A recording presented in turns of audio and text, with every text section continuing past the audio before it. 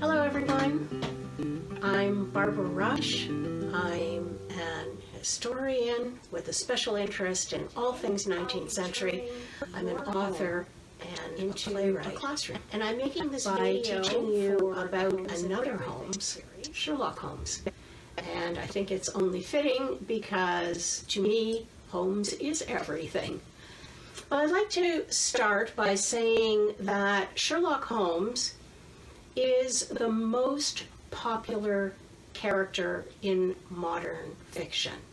If you haven't heard of the name Sherlock Holmes, you've probably been living under a rock. In film, his character goes way, way back to the silent era, to the early 20th century, in film and in plays. And I'd like to show you this. This fellow's name was William Gillette. He was the first actor to take Sherlock Holmes to the stage, and this is a playbill from his first play, which was in 1899. And it was actually William Gillette who devised the deer stalker cap and the curved pipe in order that people could get a really distinct impression of who Sherlock Holmes was. So those were inventions of his, more or less. As well as in film, there have been dozens of plays written about Sherlock Holmes. This one is called Baker Street, and it was on Broadway. It was a musical in the 1970s. But these plays, as I say, go back far, far longer than that, and right up to the present. And I'm very proud to say that I have written a play about Sherlock Holmes called The Crossing. And so I'm very pleased to count myself amongst the playwrights about Sherlock Holmes. Well, there have been over 350 different films about Sherlock Holmes over the years. Probably the younger generation now would be familiar with these films. Robert Downey Jr., who starred in a couple of Sherlock Holmes films, and television series starring Benedict Cumberbatch, which was on BBC and PBS some time ago. There were several in that series. But what seems to be lost amongst all the hype over how sexy Benedict Cumberbatch is and how attractive Robert Downey Jr. is the original stories. The original 60 stories of Sherlock Holmes written by Sir Arthur Conan Doyle between the years 1887 and 1927. And in these tales, Sherlock Holmes is the world's first consulting detective. But not only that, he is the world's first CSI, criminal scene investigator. And he is the first criminal profiler. So that is a distinction in itself. Now, we're all familiar with the props that distinguish Sherlock Holmes, and I've referred to a couple of these. His pipe. This is a wonderful one from my collection, and I have to say that aside from being a student of Sherlock Holmes, I'm also a collector of everything which we refer to as Sherlockiana. This is a wonderful Meerschaum pipe carved in the profile of Sherlock Holmes. And we're all familiar with this icon, Sherlock Holmes's deerstalker cap. Actually, he would not have been that likely to have worn this cap while pursuing criminals and doing his investigations in London. This would be something that he would have worn out in the country. But again, it was William Gillette who popularized this deerstalker cap and made it a kind of emblem of Sherlock Holmes. But perhaps the most important one is this, his magnifying glass. And I cannot overstate how important the magnifying glass was to Sherlock Holmes's investigations. We have to remember that in the late 19th century and the early 20th century, there was no DNA. There wasn't even fingerprint analysis at that time. There wasn't no luminol. All of the forensic tools, which we take for granted now, did not exist at that time. And this is what Sherlock Holmes used to solve so many of his crimes, just this magnifying glass.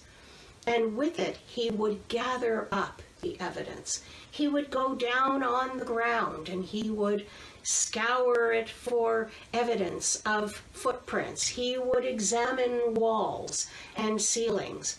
And with this very simple tool, he would be able to solve some of his most complicated crimes. I also want to emphasize that Sherlock Holmes often took on different identities. He was a master of disguise, and he would disguise himself as a plumber, as an old priest, as an elderly woman, as a bookseller or a sailor. And he was so adept at this that Watson once remarked that the stage had lost a wonderful actor when Sherlock Holmes decided to go into criminal investigation. Now, Watson, I want to talk for a moment about Watson because we can't lose sight of the sidekick. Every hero requires a sidekick, and Watson was wonderful. He and Sherlock Holmes met through a mutual acquaintance. They were both looking to reduce the rent that they were both paying. And so they decided to move in together. Watson was a doctor. He was recently retired, having been wounded in the Afghan war. And so he was on a pension and he was looking to start up a practice in London. And he moved in with this very, very eccentric man about whom he knew very little when they took up rooms together at that very famous address, which was had come to be one of the most famous addresses in the world, 221 Baker Street in London. And 221B Baker Street, that's right. And here is a little illustration of the two of them walking in front of 221B Baker Street in London. But Watson became so much more to Sherlock Holmes than merely a roommate. He became so fascinated with Sherlock Holmes's cases that he started to become his biographer. And he began chronicling all the important cases. And then Sherlock Holmes began taking Watson with him to help solve these cases. And the two of them would go out together in the midnight hours into the streets of London and do their investigations together. So the importance of Watson to this story cannot be overestimated. Without Watson, we would not know about Sherlock Holmes because Watson chronicled them all, wrote them down in such an exciting and passionate way. Now, one of the most important phrases that we know about Sherlock Holmes, if we think we know, is when he said, "Elementary, my dear Watson." And that's how he solved his cases. Everything to him was elementary. It's quite simple. He could solve anything. Well, actually, Sherlock Holmes never said "elementary, my dear Watson." Where he said that was in the 1940s movies starring Basil Rathbone as Sherlock Holmes and Nigel Bruce as Watson. And that's when Sherlock Holmes said, "Elementary, my dear Watson." In the actual 60 stories, he did say elementary, and he did say "my dear Watson," but he never actually put them together. But some of the things he said were equally important, of far more interest. For instance, he said, you see, Watson, but you do not observe, which was really quite profound. He also said, when you have eliminated the impossible, whatever remains, however improbable, must be the truth. And that has really been the phrase that has been most associated with people who are truly interested in Sherlock Holmes and his importance in the history of criminal detection. I'd like to turn our attention for a moment to the creator of the Sherlock Holmes stories. And that man was Sir Arthur Conan Doyle. It's a shame that his creation has somehow surpassed the creator. We seem to know who the writer of the Alice in Wonderland stories is, for instance. That's Lewis Carroll. We know who wrote the story of Scrooge. We know all about Dickens. Somehow, Arthur Conan Doyle has been a little bit lost in the shuffle. I'd like to try and correct that, because I think that Sir Arthur Conan Doyle was a fascinating man in his own right. Well, like Watson, Sir Arthur Conan Doyle was a doctor. He went to medical school in Edinburgh, and he graduated as an ophthalmologist and set up a practice in Portsmouth. Put up a big brass plaque, Arthur Conan Doyle, ophthalmologist, polished up the plaque every day, and no patients came. And in order to fill up his time and also to try and make a few extra dollars, well, pounds, of course, he picked up his pen and he started writing Sherlock Holmes stories, and that was in 1887. How did a man who's studied as an ophthalmologist figure out this character? What was the inspiration? How did it come to him? And he had two major sources of inspiration. One of them was, surprisingly, the stories of Edgar Allan Poe. We tend to remember the stories of Edgar Allan Poe because of his scary ravens and stories of horror. But what we tend to forget is that Edgar Allan Poe wrote the very first detective stories. And that detective that he created was named C. Auguste Dupin, who was a French detective. And Arthur Conan Doyle was so impressed with these stories that he took these stories of Edgar Allan Poe as his inspiration. The other source of his inspiration was the doctor under whom he studied at the medical school at the University of Edinburgh, and his name was Dr. Joseph Bell. Dr. Bell was able to diagnose every patient just by looking at them and seeing what dirt they had on their elbows or their knees, or what their shoes looked like, or what the dirt under their feet was composed of. He was able to tell so much just about the character of the patient that Arthur Conan Doyle was extremely impressed by this and somehow adapted this talent that Dr. Joseph Bell had to his new detective that he created, Sherlock Holmes. Well,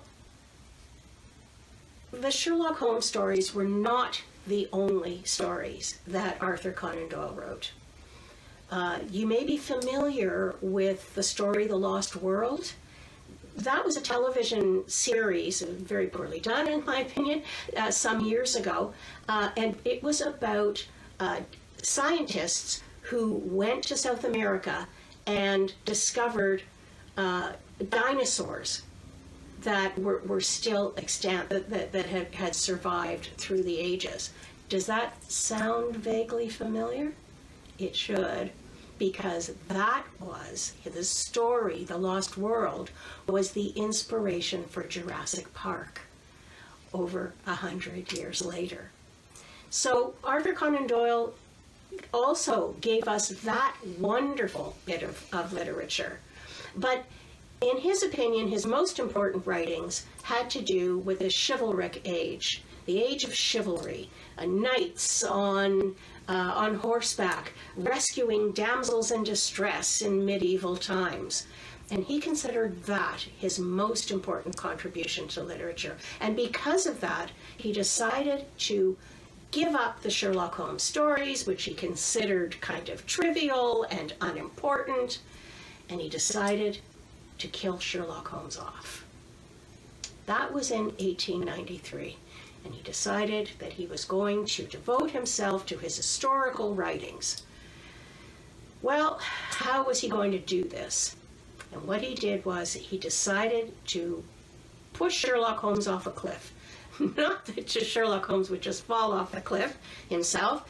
He had to create an arch enemy for Sherlock Holmes. And this was another very innovative literary device that he used, the arch enemy, in marked contrast to the hero. And Sherlock Holmes's arch enemy proved to be Professor James Moriarty, who was had been a mathematics professor before he became the central character in a vast criminal organization. And the two of them met, Sherlock Holmes and Professor Moriarty, at the edge of a cliff at the Reichenbach Falls in Switzerland. And the two of them engaged in a life or death struggle at the edge of the falls. Both of them fell over the falls.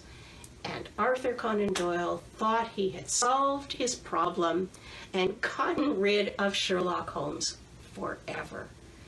Little did he know the backlash that he would create by killing off this very, very popular hero who already was beloved all over the world. Well, it turns out that people were so upset about this. The legend has it that there were young men who walked around with black armbands in London, through the streets of London, in mourning for the death of their hero, Sherlock Holmes.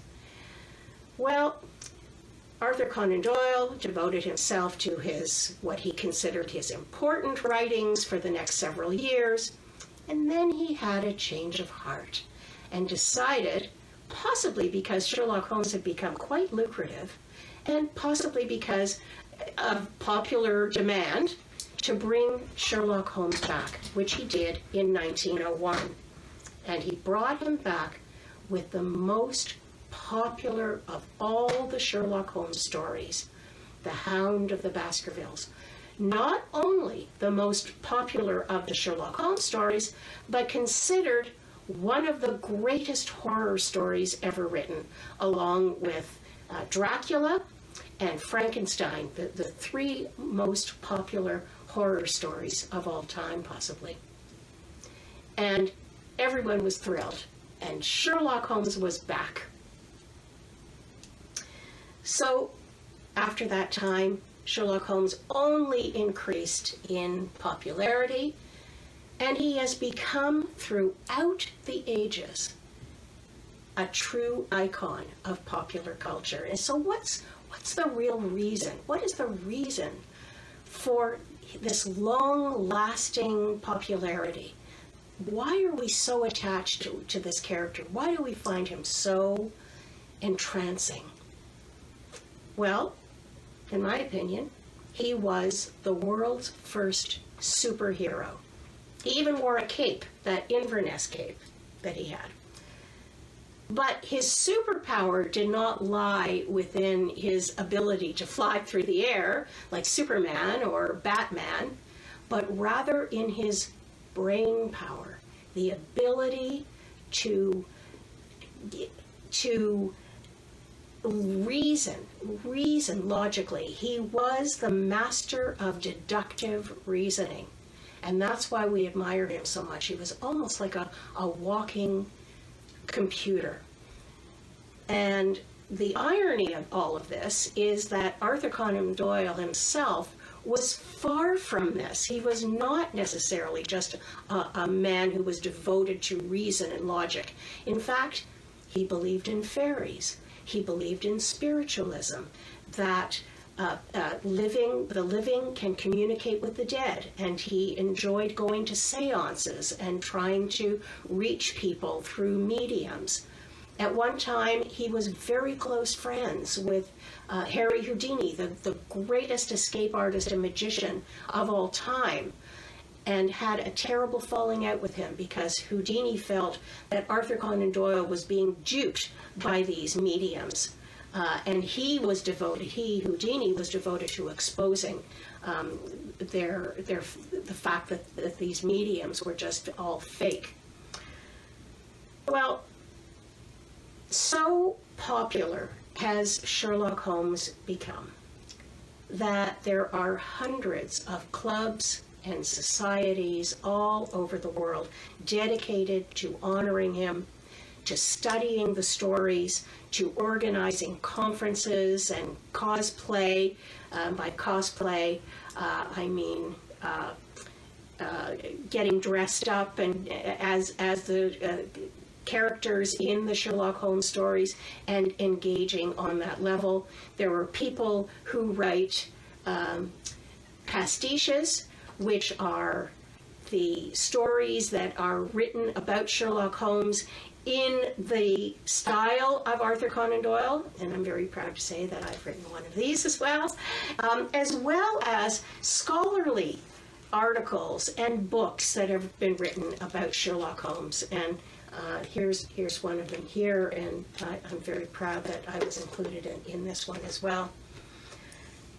In Toronto, I was saying that all over the world there are these societies, and in Toronto there are two societies. One dedicated to Sherlock Holmes himself, and that's the Bootmakers of Toronto. We hold meetings, we go to the racetrack, we have dinners, we really have a wonderful time.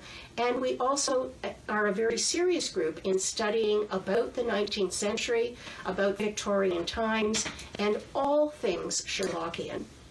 The other society is the Friends of the Arthur Conan Doyle Collection, which is headquartered on the 5th floor at the Toronto Reference Library, where there is located one of the greatest Sherlockian and Doylean libraries and archive in the world. We're very, very proud of this, and we encourage everyone to come down. The librarians, the curators are only too happy to show people around and the wonderful things, the collections that they have at the library. Well, if there's one message that I'd like to leave you with today, I would like to encourage you to read the stories. Go back to the stories.